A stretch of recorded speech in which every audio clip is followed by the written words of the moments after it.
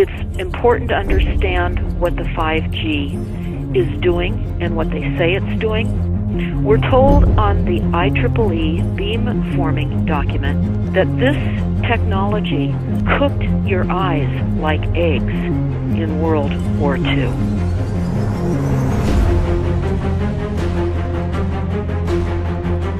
And you all need to understand these are military weapons. These are assault frequencies. If you garner nothing more than that, that's what you need to know. It's microwave radiation warfare, is what this is.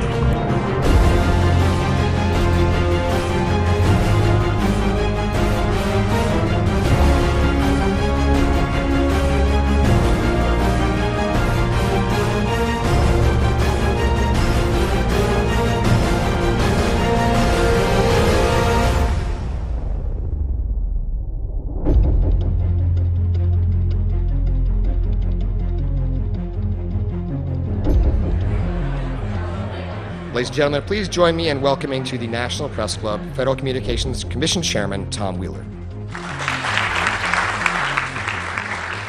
It's an honor to be here at the National Press Club. The first generation wireless 1G was voice. The second generation 2G allowed both talk and text. The third generation 3G, the internet, in a limited way.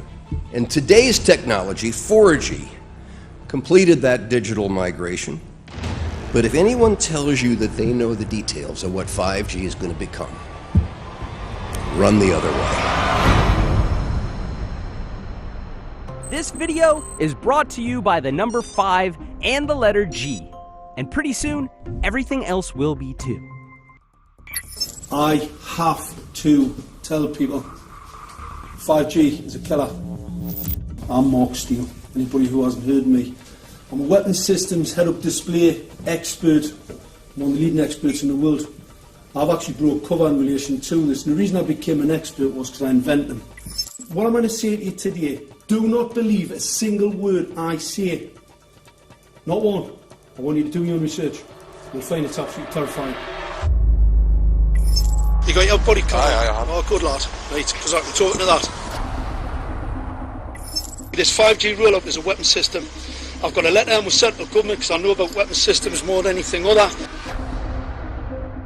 In Britain, in a place in the north of England called Gateshead, a scientist there called Mark Steele has been very publicly and actively warning people about the effects of LED streetlights, which he says in Gateshead are emitting now 5G. Right, move away, what's the crack? Hey, lads. I'm just having a word with these Gateshead council workers about replacing these transmitters on these lights that are causing harm and assaulting the community. This is an existential threat to the economy, to the environment and humanity. Well, if these transmitters are everywhere, then everyone's at risk, surely.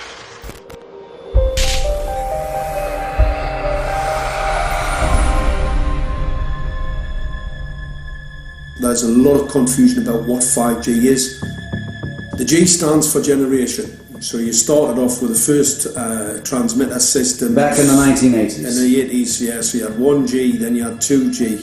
And as the generations moved on, you started to see more complex signal systems, cleverer pieces of antenna designs, etc., etc. So the whole thing became more data, quicker downloads, etc., etc. However, 5G is something completely different. Alright, let's get a breakdown. Let's tell the people what this really is. This is the 5G transmission device. Blinking heck, that's a hell of a beast, that, isn't it? These are the uninsurable transmitters. Just get a good look at that, guys, because obviously I know there's quite a few experts who want to see more detail about the transmitters and the chipsets. Just have a good look, boys. This is the control management system masquerade. There's an antenna there, you see that? What is this phased array antenna here? What's that? This is for phased array, alright? As you'll see, it's got a driver, it's got some chip there. It's one chip. Look at the chipsets on this. This is your dystopian world. What did Gateshead Council say? I'll tell you what, I think we better send some of these educated fools back to school, or just send them to prison, whichever's the easiest. I think prison's probably better. Alright, that's 5G, guys. That's 5G hardware. You must consider the whole part played by electricity in nature. Human beings cannot go on developing in the same way in an atmosphere permeated on all sides by electric currents and radiations. It has an influence on the whole development of man. This life of men in the midst of electricity, notably radiant electricity, will presently affect them in such a way that they will no longer be able to understand the news which they receive so rapidly. The effect is to damp down their intelligence. Such effects are already seen today. Even today, you can notice how people understand the things that come to them with far greater difficulty than they did a few decades ago. Rudolf Steiner, 1924.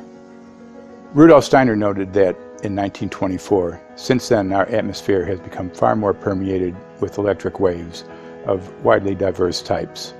There's no doubt now that electric waves, electromagnetic forces, cause direct biological effects. There's thousands of peer-reviewed papers on this subject. There's no doubt about it. But what are these effects?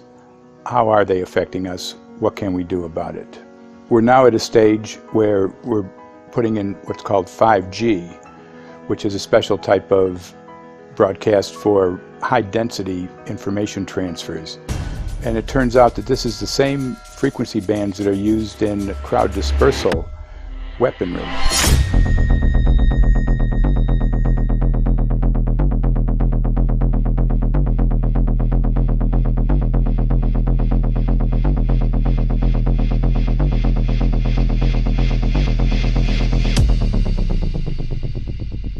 .5G, first and foremost, is densification.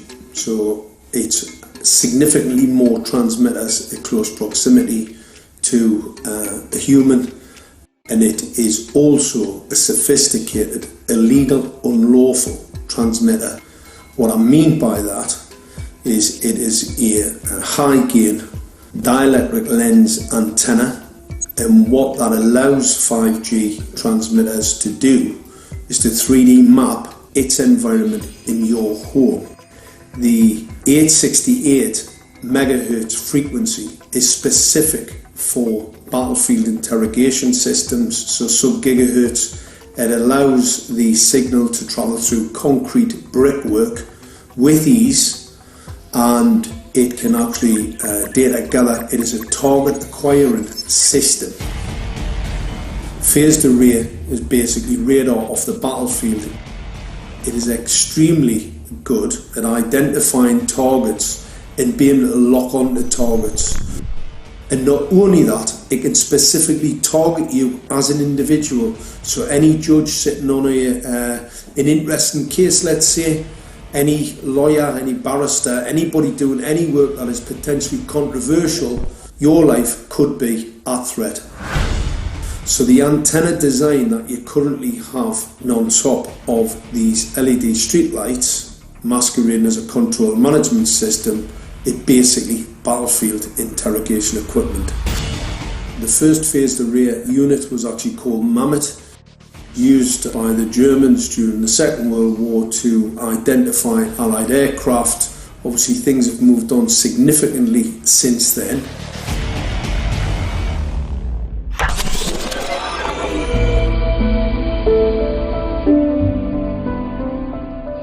Well, I joined the Royal Navy in 1960, and I specialised in microwave warfare. Radar, obviously, which uses microwave, but they don't just teach you radar, they teach you all about microwaves and other uses. So I understood about microwave warfare and how it can damage people, how it can harm people. Microwaves then were used as weapons, as they are today. It is a perfect stealth weapon, and when governments don't like a group of people, For instance, the ladies who protest at Greenham Common in England about the American missile base they camped, they were microwaved. We microwaved Catholics in Northern Ireland to make them sick. It goes on all over the world, and it's a weapon that you don't know you're being targeted, because the dose is very, very low, which is actually more dangerous than a high dose. It's very, very low, and it may take a year or two, but you can cause neurological damage and cancers with low-level microwaves, and you can make all your opponents sick. It's a perfect weapon for a government. Our impulses are being redirected. We are living in an artificially induced state of consciousness that resembles sleep. Their intention to rule rests with the annihilation of consciousness. We have been lulled into a trance. They have made us indifferent to ourselves, to others. We are focused only on our own gain. Please understand, they are safe as long as they are not discovered. Keep us asleep, keep us selfish, keep us sedated. Almost immediately, I had neighbours knocking on the door, talking about children bleeding from the nose. I had images posted on Facebook. And one neighbour in particular came to my door and mentioned the fact that since the LED street lighting had been installed, she was bleeding from the nose every single night. I thought it was unbelievable. However, I spoke to another neighbour who lived not far from the first lady who mentioned this, and she also confirmed that since the LED street lighting had been installed, she also had started to develop nosebleeds and had never had nosebleeds before in her life. That then put me on a journey to investigate. I measured microwave radiation levels from the transmitters on top of the LED streetlights. The basic 868 megahertz, it was significantly higher than the current Council of Europe 1815 resolution, which is a maximum of 600 millivolts. I've measured up to over 3,000 millivolts.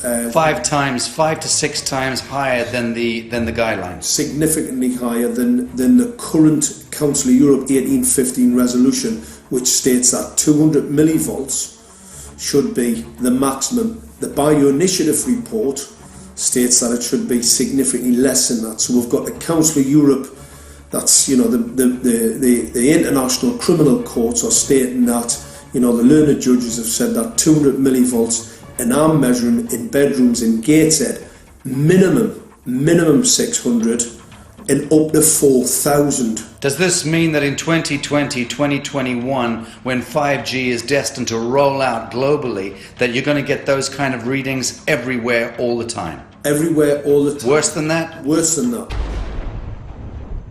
Yes, 5G will connect the Internet of everything. If something can be connected, it will be connected in a 5G world. Hundreds of billions of microchips connected in products from pill bottles to plant waterers, requiring massive deployment of small cells. We won't wait for the standards. Now, to make this work, the 5G build-out is going to be very infrastructure intensive. We must reject the notion that the 5G future will be the sole provenance of urban areas. The 5G revolution will touch all corners, and that's damn important.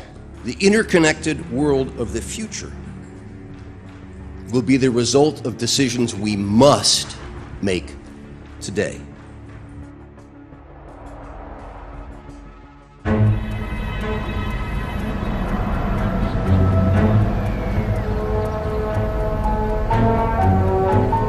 The main issue before us today is Senate Bill 637 and Senate Bill 894, the former by Senator Hune, the latter by Senator Knopf. We're going to invite the first four witnesses in support of the legislation, and that would be John Jones with Sprint, David Lewis and Andy Emerson with AT&T, Neil Krevda with Verizon, and Frank Alcavetti Jr. with T-Mobile. So be straight with me. Is it true? It could be. No, well, very few cases. There was an unfortunate incident out in Iowa. Look, gentlemen, practice these words in front of the mirror. Although we are constantly exploring the subject, currently, there is no direct evidence that links cell phone usage to brain cancer.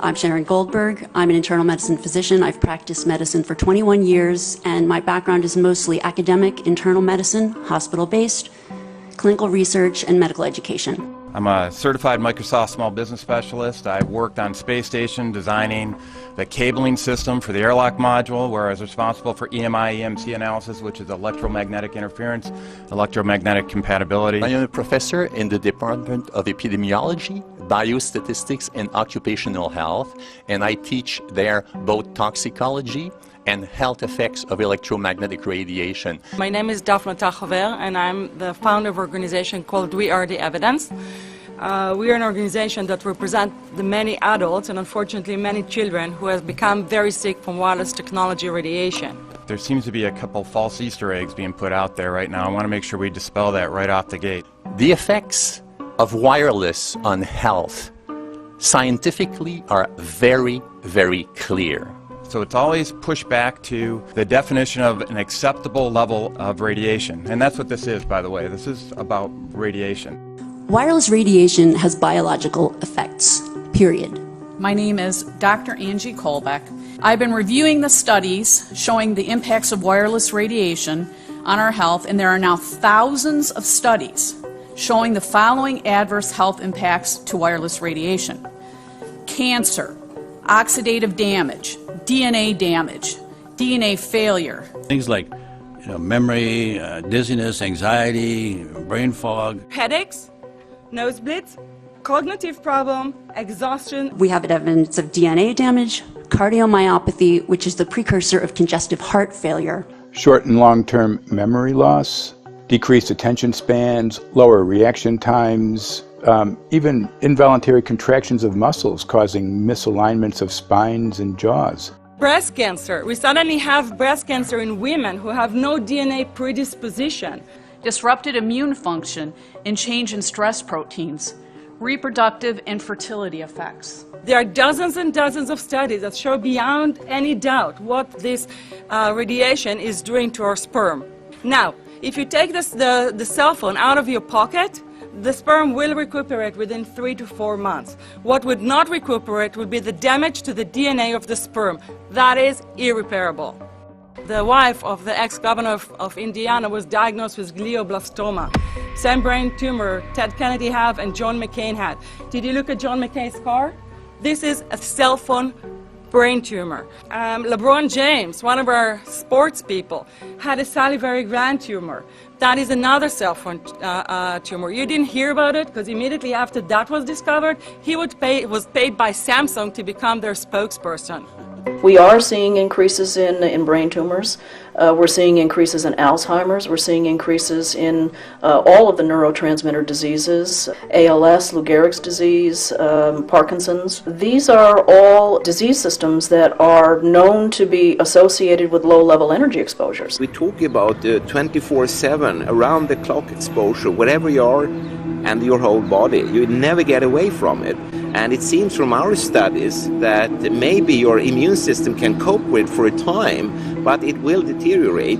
Then the irradiation will definitely damage cells at a deeper level, and the question is what will then happen?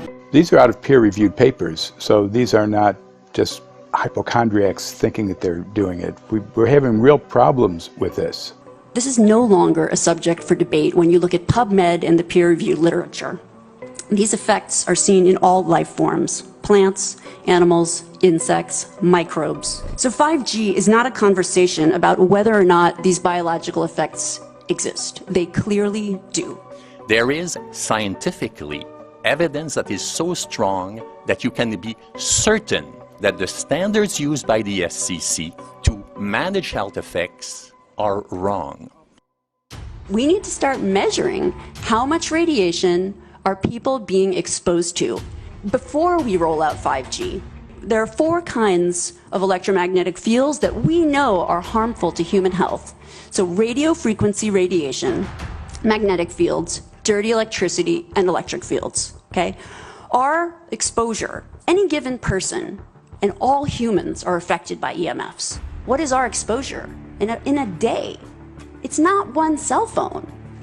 It's cell phones, it's multiple wireless networks, it's smart meters, it's cell towers. It's this sandwich, and it all adds up. The data we're going to look at are all published science, testing results, or public standards. At the bottom end of the radiation scale of what's called power density, or signal strength, is the minimum level at which cell phones will work, which was found to be 0.2 billionths of a microwatt per centimeter squared. Pine needles were found to age prematurely at 0.000027. At short-term exposures of 0.05, children aged 8 to 17 experienced headache, irritation, concentration difficulties, and behavioral problems. 0.1 is the biobiology or building biology guideline for extreme concern. 1.0 produced sperm DNA fragmentation and a decrease in sperm viability in vitro. Also at 1.0, the science shows the following bodily effects can occur: headaches, dizziness, fatigue, insomnia, chest pain, difficulty breathing, and indigestion. 2.5 saw altered calcium metabolism in heart muscle cells. 4.0, changes in the hippocampus affecting brain memory and learning. And at 6.0, DNA damage in cells. So, where are smart meters on this list? Electrical Power Institute in December 2010 measured a single Itron smart meter with pulses up to 7.93 microwatts per centimeter squared. Our own testing indicated approximately 8.0 with 1 meter. These tests are at a close distance, approximately 1 foot away from the meter, but an infant's crib could be just as close on the other side of the wall where the meter or bank of meters are installed. Even though there are all these known health effects at levels far lower, Switzerland, Liechtenstein, and Luxembourg see fit to set the standard at 9.5. And China, Poland, and Russia, 10.0. This is the same level at which behavior has been altered, producing reflexes of avoidance following 30-minute exposures. A room of 12 smart meters, very common and even a conservative number in an apartment building, tested at 19.8 microwatts per centimeter squared. This is hundreds of times higher than levels which clearly indicate harmful effects. So how can utilities and governments get away with forcing these devices on everyone? This is how. In Canada and the US and several other civilized countries, the safety limit is set at 600 to 1,000 microwatts per centimeter squared. This so-called safety limit is literally tens of thousands of times higher than levels which are known to damage health according to peer-reviewed published science.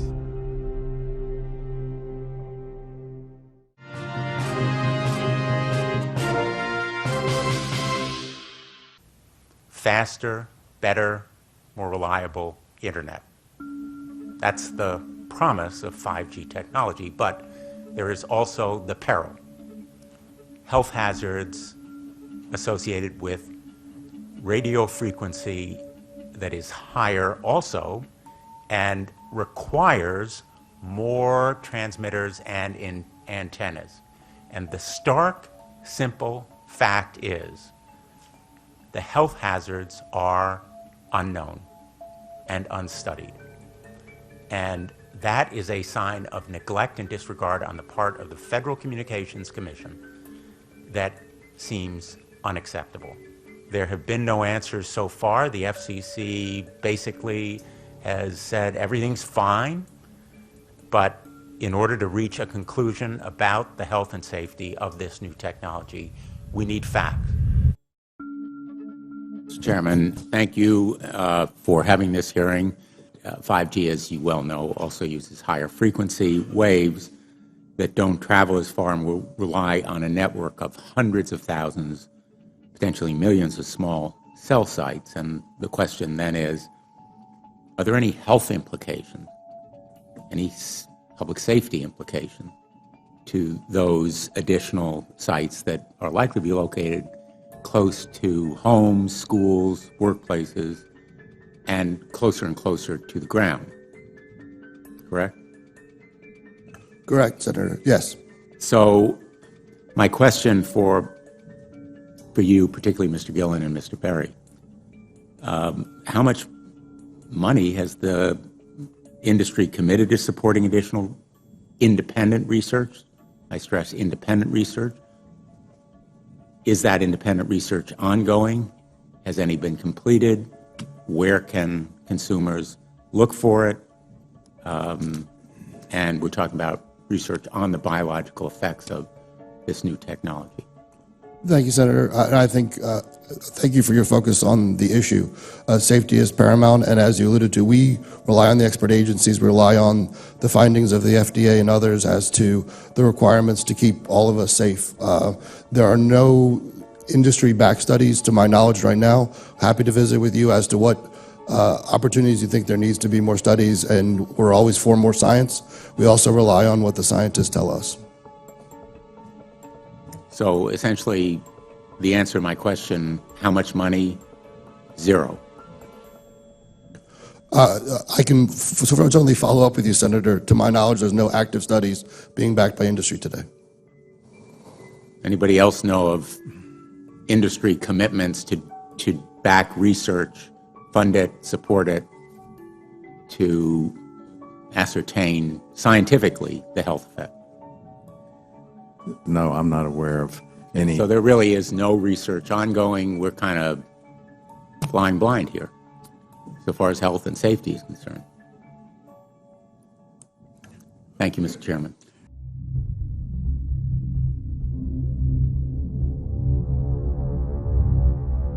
You're a trained medical professional. Yes. We don't have one on the panel. What are we to make with of the American Cancer Society, for example, telling us there's no evidence of harmful product? Many of these organizations have conflicts of interest. Very briefly, if you can, what do you mean by conflict of interest? One of the first things that you teach residents is that you always have to look at the funding. There's a tremendous amount of sponsored research by people who are hired to do studies to find no effect. And that's plagued this field in a number of countries. The radio frequency radiation work that we did was supported by Motorola. The relationship was really very cordial and very stress-free, but only up until we started generating data. These folks were very, very upset and began to talk about how are they going to handle this, what sort of spin can we put on this, what can we expect from this, and from that point on the relationship changed. What we saw was that Motorola began to exert more and more control over the work, telling us what to do, telling us how to write abstracts, what to say in the abstracts, what to say in the papers, how to do the work. No, don't do this. Yes, do it this way. This was unacceptable. I had completed our study of DNA damage, and I submitted the final report to Motorola. They simply weren't willing to accept my interpretation of my study, my evaluation of my study, my knowledge of science at that point, and tried to urge me not to publish the study. Did you hear about people coming to you as far as having complaints about illness? We were made aware of health complaints following installation of smart meters, and we wanted to verify this using our field work. So I measured the field of about 30 different people while they stood 1 foot in front of the smart meter, and in every single case the human energy field was obliterated as they stood in front of the smart meter. So in our first slides, what we see is normal cells, and the structure of the cells is intact and sound. This is what we would expect from a normal sample. So after 2 minutes of exposure in front of the smart meter at about 1 foot away, we see a totally different story. Sample 1, you can see a lot of degradation in the cells. The cell walls have been broken, and you see changes in the cells which are called mycoplasma. It shows a mutation to the cell. In the second sample, we see a different type of degradation to the cell membranes. You can see a corrugation here. This is called bottle cap formation, and it's known that this occurs due to oxidation or exposure to free radicals. So this third subject, when we did her sample, she had to be pulled away from the meter after 45 seconds because she complained about an increasingly severe headache. And here you see a phenomenon called rouleau, where the red blood cells are stacking up, which makes it very difficult for the blood to deliver oxygen to the tissues as they would be their normal function. Every single one of these is a degradation. Every single one of these shows a trauma to the blood cells, and that came from something, and the only variable was the smart meter. The good news in all this is the patient and the blood can return to normal once they have been removed from the influences of these stressors.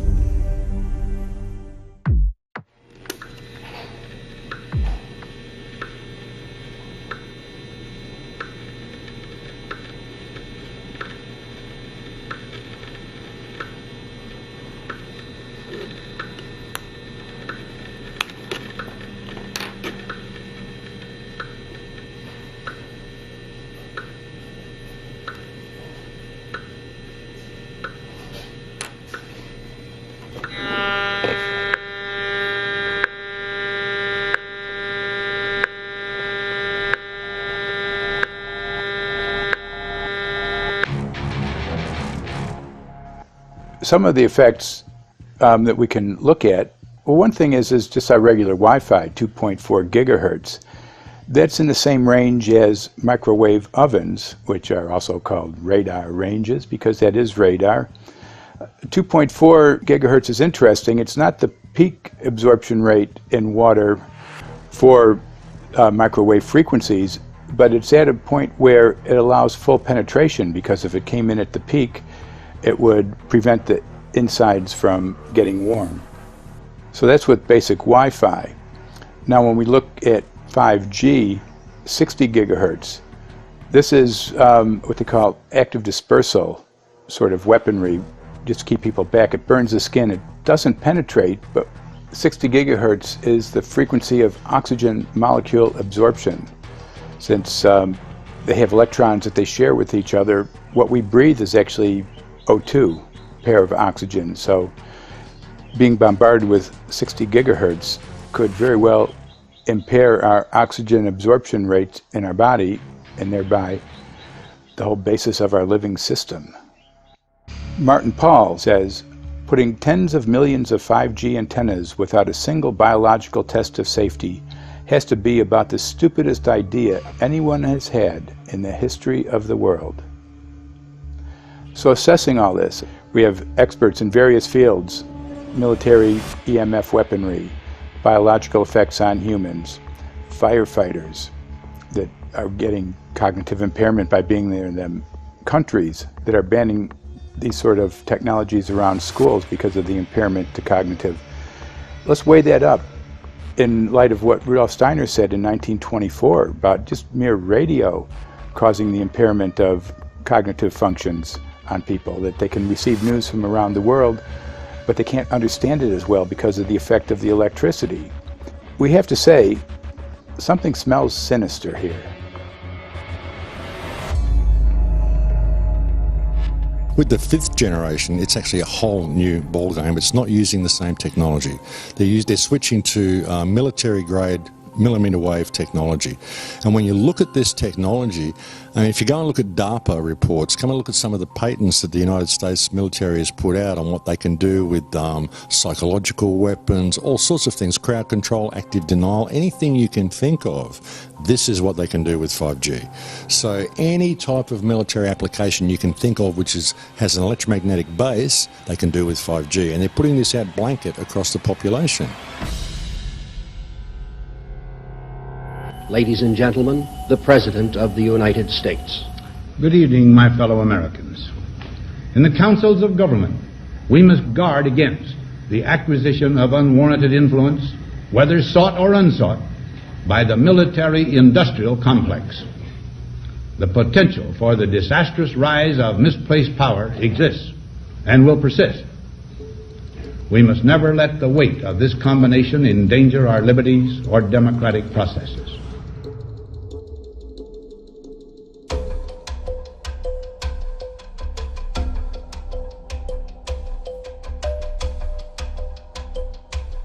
FCC is a capture agency. They probably conducted what I believe to be the biggest fraud on the public ever conducted. The FCC has been described by Harvard University's Center for Ethics writer Norman Alster as the most captured agency in D.C., acting more as an industry cheerleader than a regulator. This is especially true today with 5G, where there are serious safety concerns and potentially misleading information coming from the FCC. For example, the previous chairman of the FCC is Tom Wheeler. He was the head of the Wireless Lobby Association for 14 years. Now remember, Obama told us there would be no lobbyists in his administration, so he took the biggest lobby and put him as a head of the FCC. And that's damn important.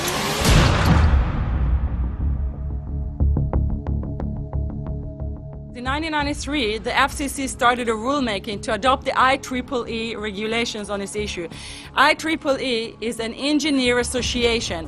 Why is it that we adopt regulation of engineers who maybe know how to measure this radiation when it's passing a wall, but not when it's passing a body? All our health agencies objected it, saying that it makes no sense to adopt engineer association, that they had not even one biomedical person on their team. They are effectively indemnified against adverse health impact lawsuits when the acceptable limits are higher than the limits actually shown to show harmful health effects.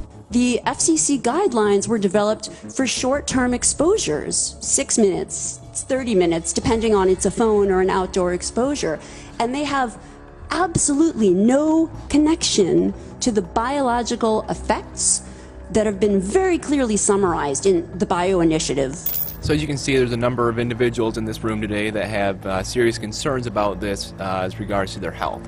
If one of your companies decides to put one of these small cells up at a pole that's within, say, 50 feet of one of their houses, what recourse do they have to say, is there a way to move it somewhere else?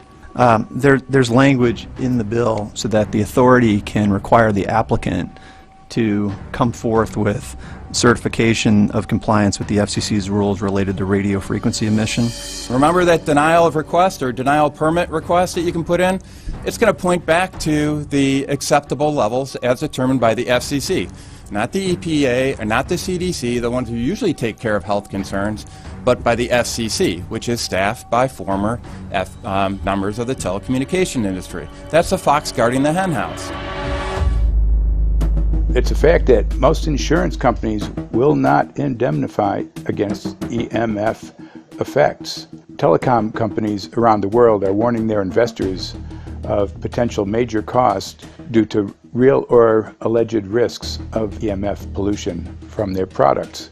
Interestingly enough, they're warning their investors, but they're not telling their customers. They're basically keeping it quiet because that's where their money comes from. So we're using technology that could be very potentially harmful to us, and the investors know it. But their only worry is that they might lose money, not that our health might be affected. First of all, I think what you should really think about is why is it that they're not insured? It's not that they chose to be self-insured. They're actually rejected by the insurance company from being insured because they understand the risk. So the insurance companies, the big insurance companies, will not insure the telecommunications? So there's insurance companies, and then there's what's called secondary insurance companies. Secondary insurance companies are the insurance companies that insure the insurance companies. So in an event, an insurance company, let's say I insure Verizon, and it may not be able to meet the claims, then the secondary insurance company is kicking in. Like Lloyd's of London? Sorry? Like yes, Lloyd's of exactly. London? So two leading ones would be Lloyd's of London and Swiss Re. Both told the insurance company not to insure the wireless industry, and this is why they're not insured. And that should give you a hint. Now, this is exactly why they have to prevent a health lawsuit. And how did they prevent lawsuit? That goes back to Section 704.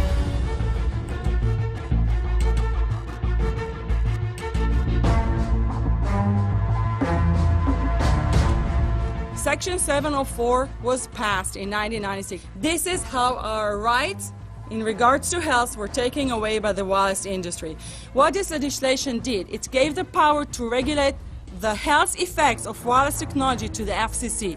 FCC is a spectrum auctioning agency. It's not a health agency. They don't even have one biomedical person on their team. And then the other thing that Section 704 did,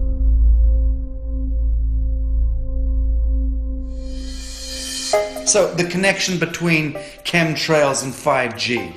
It's all interconnected. The metallized particulates, that would allow the 5G phased array, so basically the radar, it would allow it to be able to identify you, so it can watch you, it can identify you in your own home 24 hours a day, 7 days a week.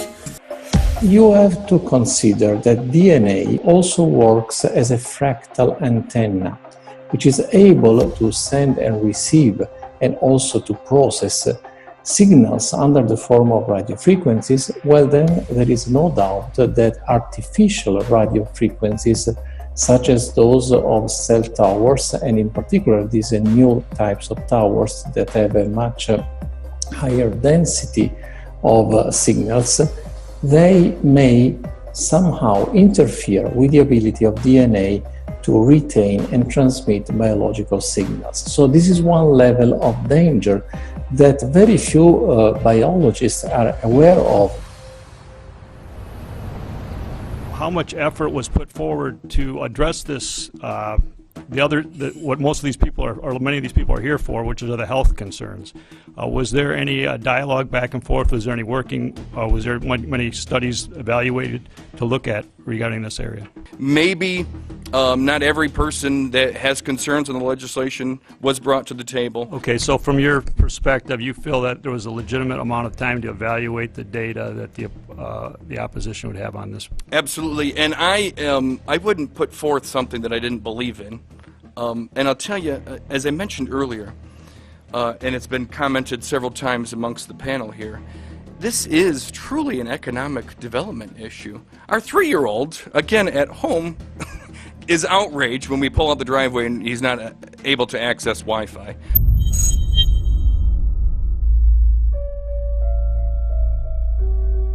I think anyone who puts Wi-Fi into a school should be locked up for the rest of their life. I really do. I think they're not fit to walk on the surface of this planet because they haven't looked at the research, and whatever incentive they have, it is not worth the genetic problems that parents are going to face with their children when they're born. France has banned Wi-Fi in nursery schools and put warnings out for regular schools because they're finding there's impaired learning capacity in children when they're around Wi-Fi. And they have to put up warning signs where they put Wi-Fi transmitters. When I got sick and I learned that they're putting Wi-Fi in the schools in Israel, I was very sick at the time, but I could not tolerate the thought that children in the schools will become as sick as I have. And after a few months of correspondence, I submitted a Supreme Court case in Israel to ban the use of Wi-Fi in the schools and replace them with wired network. The 4 top diseases that kill our children, our young adults right now, are brain tumors, thyroid cancer, testis cancer, rectal cancer, everywhere we put our cell phones. And a lot of our children are sick and they're being misdiagnosed and mistreated because the wireless industry has put billions and billions of dollars in the past 30 years to mislead the public as to the health effects and keep the public uninformed. We are performing an experiment on children. We are exposing children to microwave radiation for 6 hours during every school day. We have had absolutely no studies looking at the long-term effects of this radiation on young people or even on adults. A considerable amount of research shows that developing brains and bodies of children are much more affected than adults. And there are clear indications of a link between increased electromagnetic fields and autism spectrum disorders. We took 10 autistic children and went back to the sleeping location where the mother was when she was pregnant with that child and compared it with the sleeping location of a mother that gave birth to healthy children. We had 10 mothers in that group, 10 mothers in this group, and in the group of the autistic children we found that the measurements that we got for the microwave exposure was elevated compared to the group of children that were normal. The fetus is affected. The exposure to man-made electromagnetic fields has become the first factor that could be isolated ever in autism that could predict autism. The fifth generation of wireless technology, or 5G as it's being rolled out worldwide without safety testing. Let me say that again, without safety testing. And how we've got scientists and doctors and environmental organizers saying, stop this. Because in terms of the effects of wireless radiation, the science is in. Wireless radiation can lead to cancerous heart tumors, brain tumors, DNA damage. Wireless radiation is linked to infertility, to autism, Alzheimer's, and more. And guess what? All the effects that I just listed, those are some of the effects that are known according to the technology that's being seen today. First of all, you have to know that we know that the other EMFs that we're exposed to are already known to be health risks. And basically that 5G, because of the frequency that's going to be used and because of the extraordinarily high pulsation levels that will be used, is a much bigger threat to our health than the things that we already have, which are very substantial threats to our health. We're not just talking about the intensity. We're talking about the frequency and the very high level of pulsations.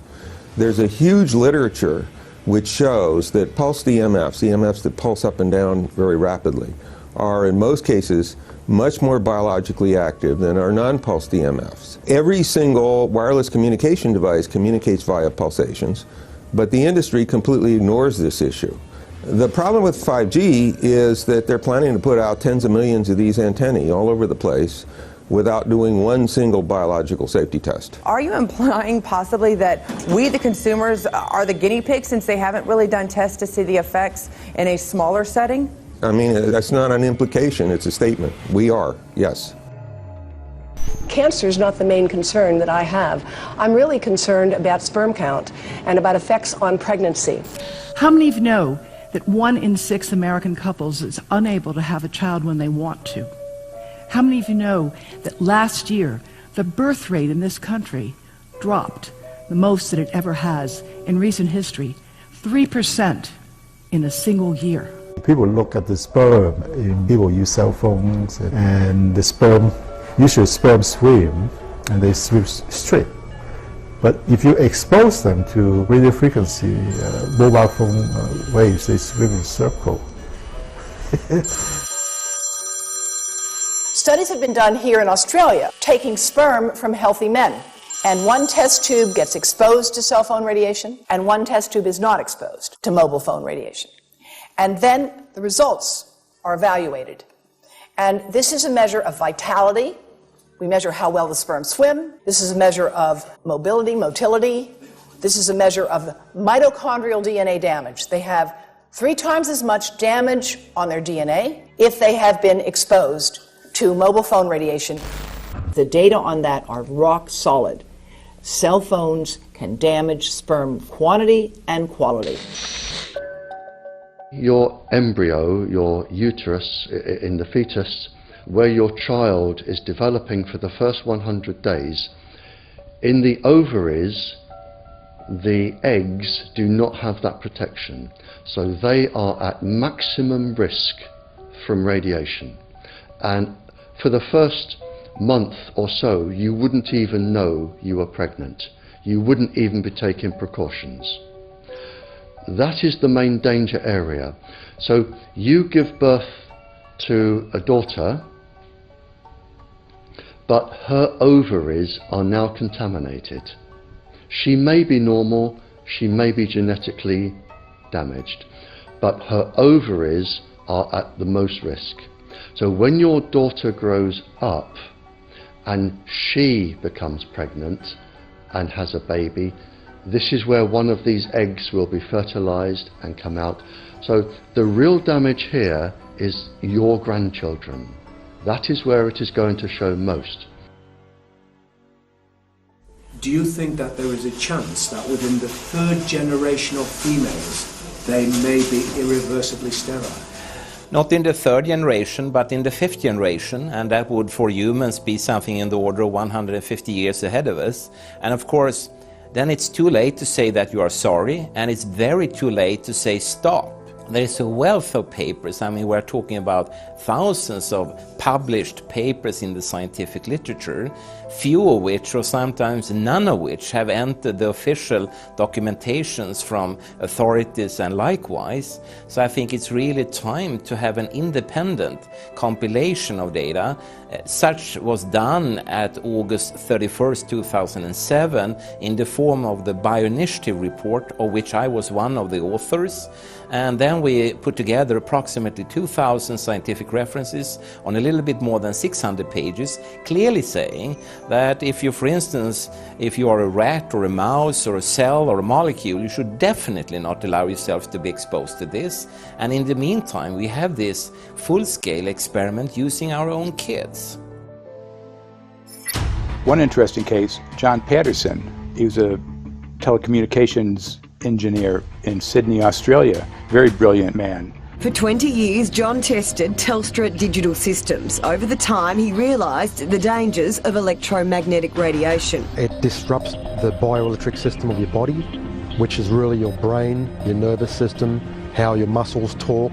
And he tried warning of these effects through different agencies, through his company. Got all the test gear out and measured it and drew up a report, and I was immediately removed from service.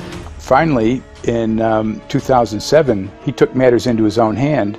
He commandeered a used British Army tank and went and destroyed 6 cell phone towers in Sydney, Australia, because he wanted to stop this. He was trying to make a point. The message was that how dangerous it was.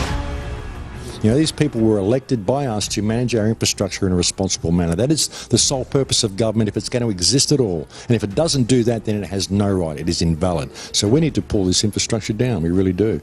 But in order to do that, I mean, we can't just be some violent domestic terrorist. You've got to bring this awareness to the people that these towers are doing them damage. You don't need bandwidth that fast. And they're not doing it so you can download movies quickly. They're doing it so they can track every single thing you do and bring in this social crediting system to control even everything you think. There's a story about a lady called Claire Edwards. She was a United Nations staff member, and she was warning of the potentially catastrophic dangers of 5G technology. I took the issue to the UN Secretary General, Antonio Guterres. He is a physicist and electrical engineer, had lectured on telecommunication signals early in his career, yet asserted to me that he knew nothing about the dangers of 5G. Current public exposure levels are at least 1 quintillion, that's 18 zeros, 1 quintillion times above natural background radiation, according to Professor Olle Johansson of the Karolinska Institute in Sweden. The highly dangerous biological effects of EMFs have been documented by thousands of studies since 1932, indicating that we may be facing a global health catastrophe orders of magnitude worse than those caused by tobacco and cigarettes. 5G is designed to deliver concentrated and focused electromagnetic radiation in excess of 100 times current levels in the same way as do directed energy weapons. There is currently an international appeal signed by 237 EMF scientists from 41 nations, urging the UN and particularly the WHO to exert strong leadership in fostering the development of more protective EMF guidelines, encouraging precautionary measures and educating the public about the considerable health risks, particularly the risks to children and fetal development. Sorry, because we are talking with someone that is a little bit ignorant on these things. If you're talking to the Wi-Fi systems, I become worried because I put those devices in my house. I will have to, I confess my ignorance on this. We will have to, but I'm going to raise this with WHO, which I think is the organization that might be able to deal with it properly, because I must confess I was not aware of that danger.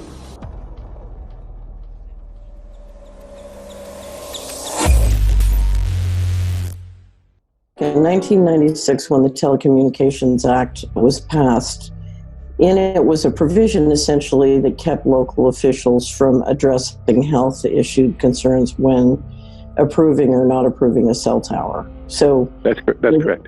But then something new is happening. We've talked a lot about it on the Solari report, thanks to Jason Bogdan-Smith and his website, EMF Warriors. But this is new. This is very, very new. So you're basically, sending out an appeal on something that, in one sense, hasn't happened yet. This is not just an incremental change. This is a big step up. It's a sea change. An onslaught's not an improper word. It's a bombardment. So instead of a cell tower 1 mile or 2 miles from you and you still have cell phone service, we're going to have antennas every block, and some poor soul is going to have one mounted to utility pole maybe less than 20 meters from their home. So this kind of invasive bombardment with this many antennas, I mean, just in 1 square mile, if you do the math, 1 per block and 16 blocks per mile, that's about 250 antennas per square mile. The millimeter wave is untested. Former FCC Chairman Tom Wheeler openly said that they don't plan to test. We won't wait for the standards. And then our appeal also addresses the fact that there's a plan to roll out 5G through satellites in low Earth orbit. So 20,000 satellites, which will cover every square foot of the planet with a 5G signal. 6, 5, 4, 3, 2,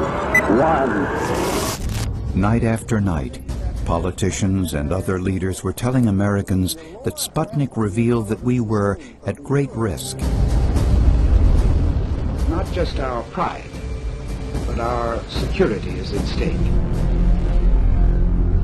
If Russia wins dominance of this completely new area, well, I think the consequences are fairly plain. Probable Soviet world domination. We choose to go to the moon in this decade and do the other things, not because they are easy, but because they are hard. Because that challenge is one that we're willing to accept, one we are unwilling to postpone, and one we intend to win.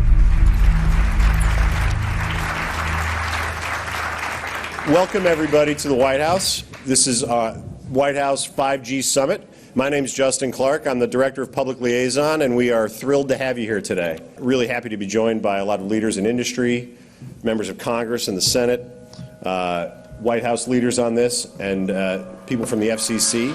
Before we start, one, we are government, so don't assume we know anything, okay? I do agree, I don't know anything. I have become accustomed to giving speeches in my new position on subjects about which I frankly know very little, and we need more cell towers and connections in Connecticut, my home state. It's ridiculous. The U.S. is in the lead thanks to our private sector as well as the work of the FCC and this administration overall. But China and South Korea and many other countries are eager to claim this mantle. We have every intention to deploy 5G first and reap the benefits of faster and more robust wireless. Yes, I hope we beat China, of course. And get to gigabit speeds and low latency, and the race has begun. Let there be no mistake. The race to 5G is a sprint. Winning the global race to 5G, it's a national priority. We must bear in mind the national security implications of winning the race on 5G. Today we're talking about the importance of being first in 5G, continued commitment to putting America first in the race to 5G. We're calling it America First, 5G First. Well, our strategy is called the 5G FAST Plan, a plan to facilitate America's superiority in 5G technology. Connected devices for health applications, which I love, has the capacity to make people healthier, as I understand it, a lot of medical applications. Industry is not asking the government for money to build 5G networks. They're asking us to cut the red tape that surrounds infrastructure deployment. We cannot let today's red tape strangle the 5G future. The red tape slows and sometimes stops the building of densified network facilities necessary for 5G. As we continue our efforts to keep government out of the way so that America can continue its leadership for America to win the race to 5G. One path is the government regulatory path. The other path is the private enterprise free market. Gales of creative destruction, Schumpeter path. You ever heard that? Gales of creative destruction? It just means let it rip. The new replaces the old. With 5G, we're on the cusp of another era of American innovation. It means an even more connected world for everyone around us, unlocking the potential of the Internet of Things to become safer, healthier, and more sustainable for our future. You know, sometimes, look, we all believe in the 10th Amendment, but sometimes you have to override it.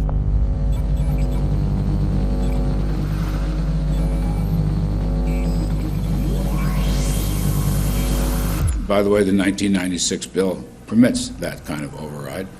We're not here to be completely heavy-handed, but sometimes you got to do what you got to do. And some of these states or cities that don't want to cooperate want to shake us down. We can't allow obstacles and barriers to stop this movement. That's all.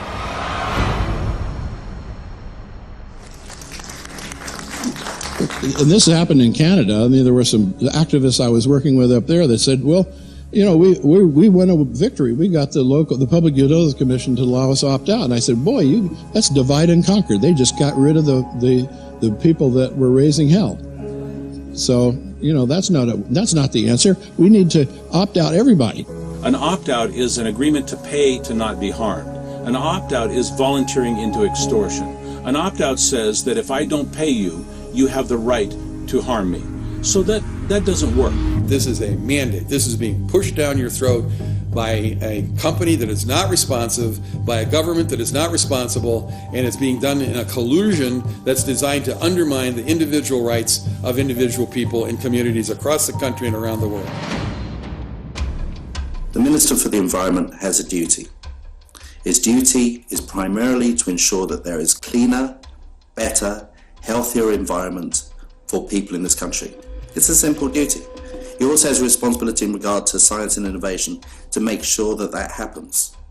What seems to be happening here, in fact one could say undoubtedly happening here, is he's using science and innovation to ensure that our right to life is threatened. There have been no public debates. There is no public discourse. There are no public disclosures as to why, when, how, what is going on in regard to 5G.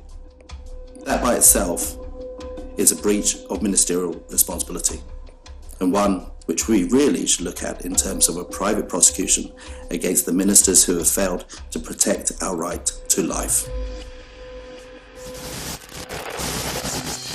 Okay, smart technology, smart meters, smart cars, not that smart, huh? What does smart mean? Anything that has smart attached to it, secret militarised armaments in residential technology. That's where smart came from.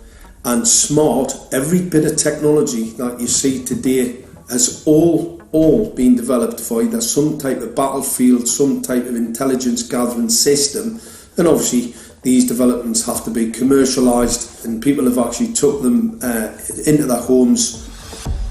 The definition of a smart grid is a wireless system that will fundamentally turn every single appliance in your home into the equivalent of a transmitting cell phone. That's every computer, every television, every furnace, every air conditioner, every coffee machine, every printer, every single appliance that you have in your house will eventually, in a smart grid, have an antenna that's embedded into it that will transmit your usage data to a smart meter on the outside of your home that will then transmit your usage data to another tower receiving that usage signal that will then go to the utility company for supposedly billing purposes.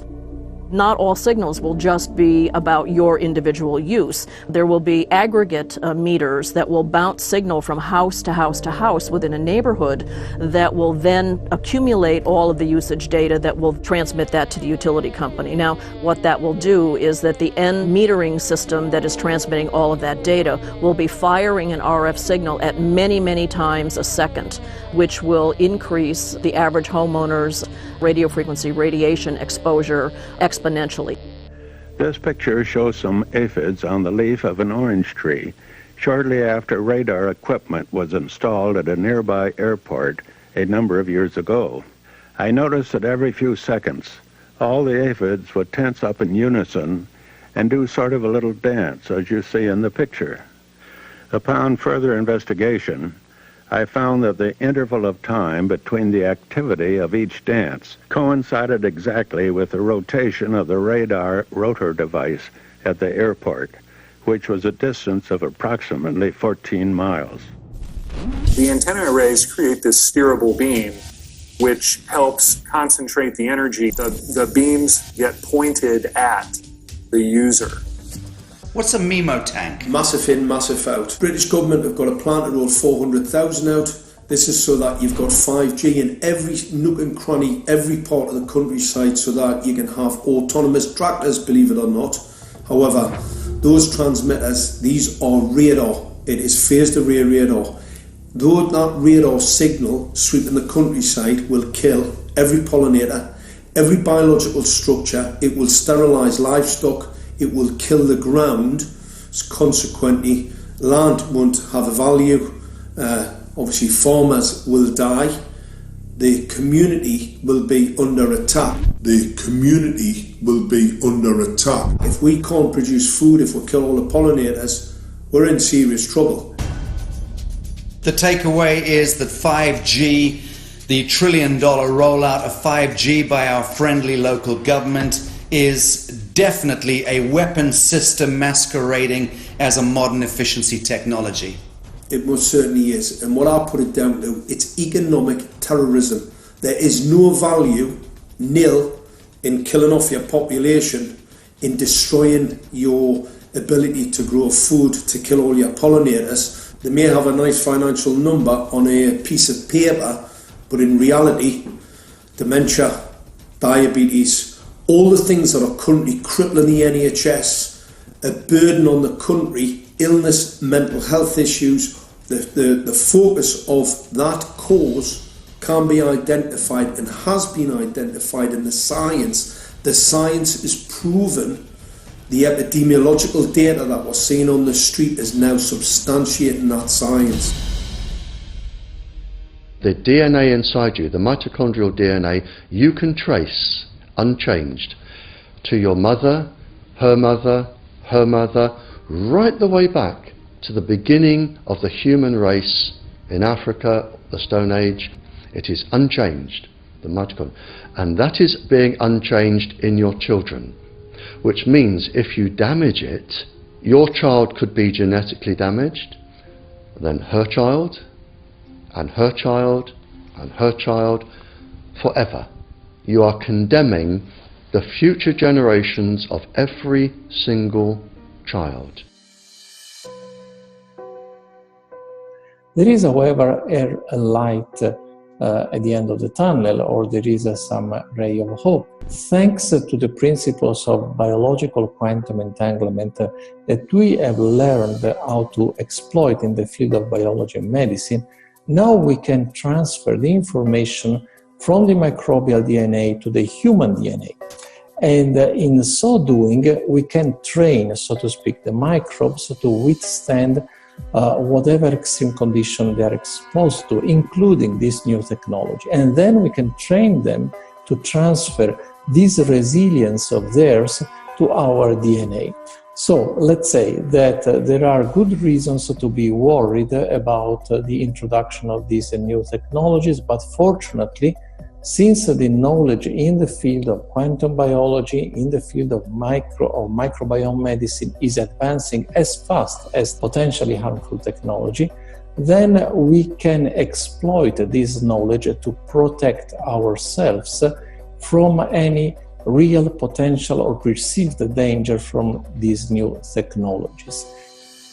I've met with molecular and cellular biologists, with blood microscopists, with weapons development experts, frontline activists and researchers, and all the stories I'm hearing from these experts and pundits leads to the same thing. 5G is almost certainly the end game. It is an extinction event brought into our homes, into our classrooms, onto the high street, into the very cells and DNA in our human bodies.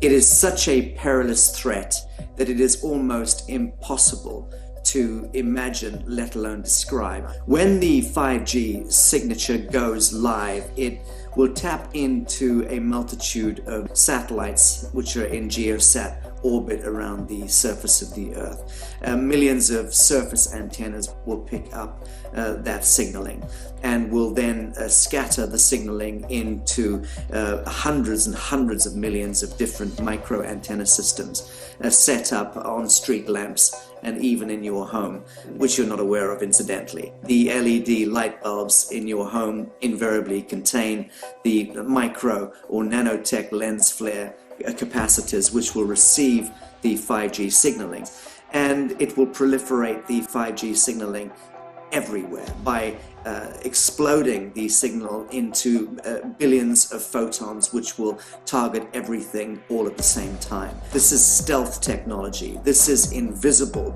science. But what it means in simple terms is that you will be flagged up, visible, trackable inside your own home. Anywhere you move on the surface of the earth, they will have a lock and load tracking capability over you. You will be visible to invisible masters, each one of us, all the time. Today, our governments and the corporate sector have managed somehow to infiltrate the mainframe of our civilization and are pushing through a $20 trillion infrastructural rollout without any, and I mean without any, health science running behind it. There have been no tests. Your government and your health authorities are either in collusion on this matter of genocide and ecocide, or they're just damned stupid, and I would suggest it is the latter.